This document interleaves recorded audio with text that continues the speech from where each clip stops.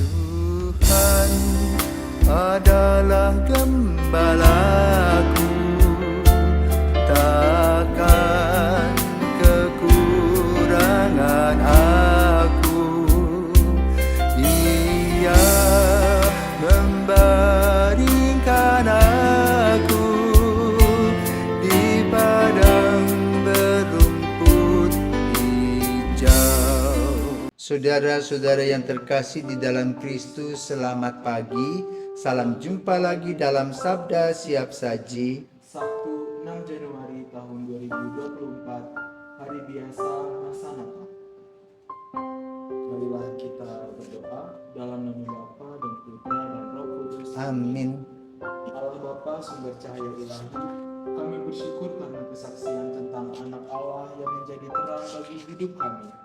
Tuntunlah kami umat-Mu agar selalu berjalan dalam kebenaran dengan pengantaraan Yesus Kristus Putra-Mu Tuhan kami, yang bersama dengan Engkau dalam persatuan Roh Kudus, hidup dan berkuasa Allah sepanjang segala masa. Amin. Tuhan bersamamu. Dan bersama Inilah Injil Yesus Kristus menurut Markus. Dimuliakanlah Tuhan. Markus bab 1 ayat 7 sampai dengan 11. Tatkala banyak orang datang minta dibaptis, Yohanes memberitakan, "Sesudah aku akan datang Dia yang lebih berkuasa daripadaku, membungkuk dan membuka tali kasutnya pun aku tak layak. Aku membaptis kamu dengan air, tetapi Ia akan membaptis kamu dengan Roh Kudus." Ketika itu datanglah Yesus dari Nazaret di Galilea, dan Ia dibaptis Yohanes di sungai Yordan. Pada saat keluar dari air, Yesus melihat langit terbuka dan Roh Kudus seperti burung merpati turun ke atasnya. Lalu terdengarlah suara surgawi, "Engkaulah putra kesayanganku, Engkau berkenan di hatiku." Demikianlah sabda Tuhan, terpujilah Kristus.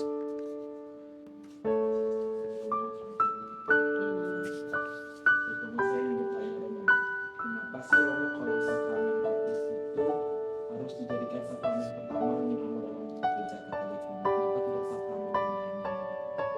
Terima kasih, selamat pagi para pirsawan. Selamat pagi Ibu Johan dan Ibu Bapak Johan. Tamu kita spesial pada hari ini. Datang jauh dari Jakarta loh. Tapi tinggalnya di Ubud, di Kamandalu. Ya oke. Jadi sebelum kita membahas tentang permandian, saya mau tanya Ibu Johan. Kapan Ibu Johan dibaptis Katolik? Tahun 1966, 66. Kelas berapa tuh waktu itu? SMA 1. SMA 1. Lalu ketemu jodoh. Jodohnya Katolik bukan? Waktu itu belum Katolik, Mo. Katolik. Iya. Lalu kapan Bapak jadi Katolik? 1971 mau. Setelah menikah? Ya, sebelum menikah. Dipaksa atau mau sendiri? Oh, dari dulu saya ke gereja tiap minggu mau. Oh, iya? Rajin mau. Oh, syukur, puji Tuhan. Saya juga dibaptis ketika kelas 3 SMP. Ya, sebelum saya masuk seminari saya dibaptis. Maka saya mendapat keistimewaan karena baru 6 bulan. Masuk seminari itu kan harus dapat 3 tahun dibaptis. Saya belum sampai ke sana. Sebabnya kenapa? Peraturannya begitu. Karena belum mengenal Kristus lebih mendalam. Ya. Oke, sekarang kita membicarakan tentang tangga ya. Kalau kita punya rumah bertangga itu kan ada tangga pertama, tangga kedua dan seterusnya kan. Nah, kalau kita ibaratkan dengan tangga, sakramen baptis itu tangga pertama. Jadi membuka pintu, jadi pintu pertama. Sama seperti pintu rumah. Ya, setelah kita membuka pintu rumah, kita bisa masuk kemana-mana. Ke dapur, ke kamar tidur, ke kamar mandi dan sebagainya. Tapi kalau kita tidak bisa masuk pintu utama tadi, kita tidak bisa masuk ruang lain. Kalau kita masuk jendela itu namanya pencuri, ya toh. Kecuali kalau misalnya kunci ke dalam, ketinggalan di dalam, itu kan kekecualian. Nah, sekarang kita kembali kepada Sakramen permandian. Kenapa pertama? Bagaimana sejarahnya? Sejarahnya adalah sebetulnya sakramen permandian itu diambil dari kebiasaan-kebiasaan manusia. Ketika seorang ibu melahirkan anaknya, dimanapun juga, anak itu dibersihkan dari air ketuban. Ya. Di Papua pun sama. Di Papua itu kan dalam tradisi seorang ibu yang mau melahirkan itu dia pergi ke hutan. Dia potong sendiri ari-arinya itu. Dia bersihkan anaknya. Jadi boleh katakan kebiasaan itu membersihkan. Ya, maka lalu kita juga mempunyai kebiasaan setiap hari mandi. Ya, terutama di bagian Asia ya. Kalau di tempat yang 4 musim kan mandi itu tidak seperti kita. Kita itu kalau kita tidak mandi nyangket ya. Apalagi di Jakarta, lengket. Ya. Maka air itu membuatkan kita segar. Karena itu dalam refleksi gereja ya, diawali dengan kebiasaan Yohanes. Yohanes itu seorang yang hebat. Pernah dia di Bali ini ada seorang pastor dari Filipina. Pastor itu aneh sekali, antik dan unik. Jadi dia bisa tahu orang simpan jimat. Entah bagaimana radarnya, bagaimana tidak tahu. Jadi dia akan datang ke rumah ibu, seorang bapak atau seorang ibu. Bolehkah saya ke dapur? Di atas pawon kamu tuh ada sesuatu yang tidak beres. Diambil sama dia. Lewat lagi, nggak tahu gimana rasanya. Dia mampir. Saya mau ambil barangnya kamu yang ada di bawah meja. Dia tahu di mana tempatnya. Satu kali dia berkunjung ke sebuah desa dan orang yang memberi air itu adalah orang yang sakti juga. Apa yang terjadi dengan dia? Ketika dia pegang gelas itu langsung pecah. Langsung orang itu minta ampun sama pastor. Jadi kira-kira gambaran pribadi Yohanes itu seperti pastor ini. Yang bisa menangkap orang. Kau penjudi ya, kau pemabuk ya, kau main perempuan ya, kau begini ya, kau begitu. Seperti itu. Sini. Langsung dia cemplungkan ke dalam sungai Yordan. Jadi boleh katakan seperti kalau kita punya ayam. Ketika kita punya ayam kampung, punya anak toh, ingin dia cepat bertelur kan sudah ada anak toh. Supaya dia cepat beranak itu, apa yang kita lakukan? Kita ambil ayam yang masih punya anaknya itu, kita ambil, kita cemplungkan ke dalam air. Lalu dia lupa anak-anaknya. Dan lalu dia menjadi puber lagi. Dengan jantan yang lain dia bisa kawin lagi dan mempunyai telur. Ya. Nah, dan ini boleh katakan secara antropologis seperti kebiasaan sosial zaman dulu. Maka Yohanes itu ambil orang, cemplungkan ke dalam sungai. Kapok. Kapok, angkat lagi. Cemplungkan lagi, kapok. 3 kali cemplung. Maka Yohanes dikenal sebagai Yohanes Pembaptis. Karena orang yang datang kepada dia, mungkin istri-istrinya melapor pada tentang suaminya itu, maka dia tuh enak begitu saja. Itu karisma. Dan masih ada orang-orang yang punya karisma pada zaman kita juga begitu. Nah, dia juga merasa bahwa di sekian banyak orang itu ada Yesus. Maka dia berkhotbah. Dia katakan, aku membaptis kamu untuk pertobatan. Tapi nanti ada orang di mana aku tak layak membuka tali kasutnya pun akan membaptis kamu dengan Roh Kudus. Nah, ditambahkan tidak sanggup membuka tali kasutnya pun apalagi pegang kepalanya, pegang kakinya aja nggak berani. Maka lalu kemudian Yesus minta, aku yang dibaptis. Dulu gak bisa, dia bilang. Yang dibaptis itu orang yang berdosa. Tapi Yesus bilang supaya genaplah firman Tuhan. Maka lalu ya, kita lihat ketika Yohanes membaptis pemuda atau pemuda bapak-bapak itu cemplungkan, langit tetap langit. Namun ketika Yesus dibaptis tentu tidak akan dicemplungkan dia. Bukan hanya disiram-siram air saja. Lalu langit terbuka. Dan mereka melihat ada gambar merpati di sana.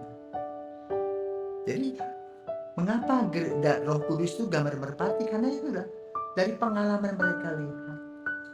Seperti baru-baru ini agak viral toh, ada awan yang berbentuk wajah Yesus. Ada toh.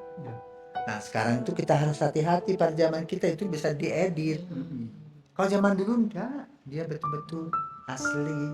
Jadi lihatlah gambar di sana langit terbuka, dan yang unik lagi adalah ada suara yang mengatakan, inilah putraku yang terkasih. Ya, apa terusnya? Inilah putraku yang terkasih. Apa coba? Ingat. Inilah putraku yang terkasih. Ya. Coba. Apa lanjutnya? Dengarkanlah dia. Ingat kan? Ya tak? Inilah putraku yang terkasih, dengarkanlah dia. Maka sejak itu, sejak permandian Yesus, murid Yohanes kan banyak. Antara Andreas, antara Yohanes. Dengarkanlah dia. Maka sudah bye-bye sama Yohanes Baptis. Lalu Andreas, kalau kita lanjutkan, mengunjungi Petrus yang sedang menjala ikan. Simon, dia bilang, aku kemarin ketemu Mesias itu loh. Yuk ikut yuk. Si Petrus tidak komentar. Ya, pergi sudah bertemu. Lalu Yesus berkata apa? Engkau akan kujadikan penjala manusia. Engkau bukan lagi Simon tapi Kefas alias Petrus batu karang. Dan nanti akan sambungannya ada. Di atas batu karang ini aku akan mendirikan gerejaku. Dan sejarahnya boleh katakan sekitar tahun 30-an ya, Yesus berkata toh, tahun 80-an itu betul Petrus dan Paulus pergi ke Roma yang merupakan kota karang. Pernah ke Katongo Kambe toh, kuburan di bawah tanah di Roma itu luas sekali. Jadi kita bisa dari satu tempat ke ujung sana kuburan semua. Itu semua stalagmit yang jadi marble itu. Itulah kota Romawi. Jadi boleh katakan ada runtutannya itu. Bukannya asal bunyi, tidak, tetapi betul bermakna. Maka lalu gereja setelah merefleksikan Yesus tadi yang langit terbelah, gambar merpati, bunyinya engkaulah putraku yang terkasih, dengarkanlah dia. Maka lalu mengatakan bahwa sakramen permandian adalah sakramen di mana Tuhan hadir dalam pekerjaan itu, mengamini apa yang dilakukan. Seperti misalnya perkawinan. Ketika pastor mengatakan, ketika pastor bertanya, apakah kamu saling mengasihi? Nah, sebagian iya. Lalu ayo ucapkan janjimu. Saya Johan Wijaya mengambilmu Helena sebagai istriku. Aku berjanji kepadamu dalam untung dan malang, dalam sehat dan sakit, aku mau mencintai dan mengasihi sepanjang hidup. Kalau dikatakan nggak mau, nggak jadi kan? Maka jawabnya, aku Helena Wijaya, ya, bersedia, ya, menjadi, aku memilih engkau sebagai suamiku. aku bersedia dalam sehat dan sakit, untung dan menestatu. Sampai sekarang kakek nenek sudah berapa tahun kemarin? 53. 53 tahun menjalankan sakramen perkawinan. Nah, kembali tadi kepada sakramen baptis. Tangga pertama tadi, pintu pertama, di mana setelah permandian itu dibuka semua berkat dan rahmat Tuhan, dan rahmat itu dimeteraikan. Seperti cincin toh, perkawinan itu kan dicat tukeran toh, namanya kan ada di situ. Jadi kalau misalnya hilang bisa ketahuan, oh namanya situ punya. Jadi kembali kepada sakramen itu, di mana dalam sakramen permandian itu seperti tadi Yohanes Pembaptis kapokwe sudah bersih, artinya dia tidak mau berbuat dosa lagi. Ya, dosa-dosa lama tidak direken lagi, tidak dihitung. Tetapi yang berat adalah sesudah peristiwa itu harus terus menantang ya hal-hal yang buruk yang tidak bisa kita ikuti. Karena itu dalam sakramen permandian ya berdampak apa? Satu, orang yang bersangkutan secara imani, jasmani, rohani dibersihkan, dosa-dosanya dihapus. Yang kedua, dia menjadi anggota gereja. Nah, menjadi anggota gereja artinya punya hak dan kewajiban. Sama seperti suami istri setelah menikah itu punya hak dan kewajiban. Ya, saling mengasihi satu sama lain. Kalau suaminya satu marah, istrinya marah, gantian diem. Coba kalau suami marah, istri marah, jadi apa? Gegeran. Ya kan? Kalau tiap hari ribut saja marah-marah, nggak selesai, lalu bubar. Tetapi keluarga-keluarga yang bertahan adalah keluarga yang bermain dengan cinta itu. Cinta dan benci. Ya, benci itu kan benar-benar cinta. Marahan sebentar, besok baikan lagi. Marahan sebentar, besok baikan lagi. Nah, itu warna-warni seperti boleh katakan bunga-bunga kehidupan. Maka seorang yang dibaptis pun mempunyai bunga-bunga kehidupan. Bagaimana setelah dia mendapatkan rahmat dan berkat serta meterai itu, dia didampingi oleh Yesus setiap saat. Karena itu dia harus membuka hati, membiarkan Yesus hadir di dalam dirinya. Dan di dalam gereja Katolik itu ada ya, dasarnya gereja Katolik apa? Kitab suci dan magisterium. Jadi harus membaca kitab suci dan juga mengikuti ajaran resmi gereja apa? Tahu ya, bahwa perkawinan itu monogami dan tidak terceraikan. Tahu bahwa sakramen permandian adalah pintu utama di mana kita mulai menjadi anggota Kristus yang diberikan oleh Tuhan, berkat-berkat yang luar biasa yang boleh kita nikmati. Jadi kita mendapat hak, kewajiban kita yang mempertahankan iman kita secara militan. Dan juga kita punya hak-haknya. Kalau misalnya nanti ada ekaristi, anak-anak yang kecil ya, dibaptis komuni pertama, kemudian kalau mau menjadi pasutri, sakramen perkawinan, kalau menjadi pastor, sakramen imamat, ya, krisma, muatan. Kalau sakit minta kepada pastor peminyakan. Itulah hak-hak umat Katolik. Dan bisa pergi kemana saja. Misalnya ada orang yang sakit di Singapura, ya. Lalu bisa minta kepada pastor, saya Katolik, yang mungkin dalam bahasanya bukan bahasa Indonesia, lalu diberkati. Nah itulah boleh katakan diawali dari tangga pertama sakramen permandian, ya, karena berasal dari kebiasaan membersihkan melalui air, ya.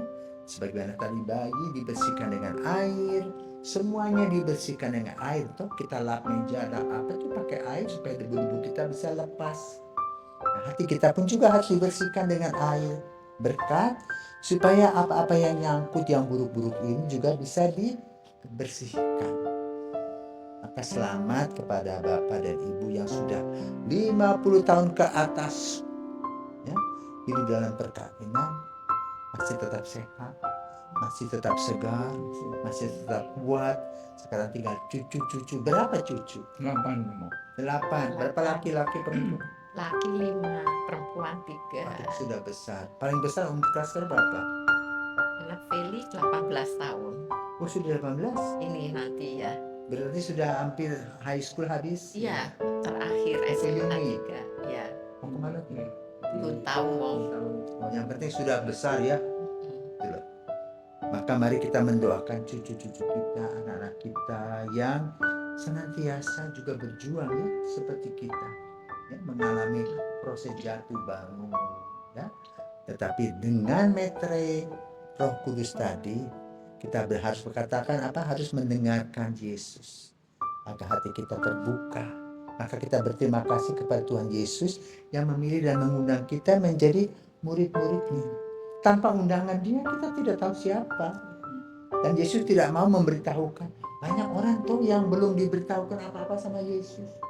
Nggak nangkep apa yang dilihat. Kenapa Yesus belum mengundang? Tetapi kalau dia sudah mengundang, dikejar. Sampai kapanpun, dimanapun diuber. Ya? Maka mari kita berterima kasih dan silakan Leon berdoa.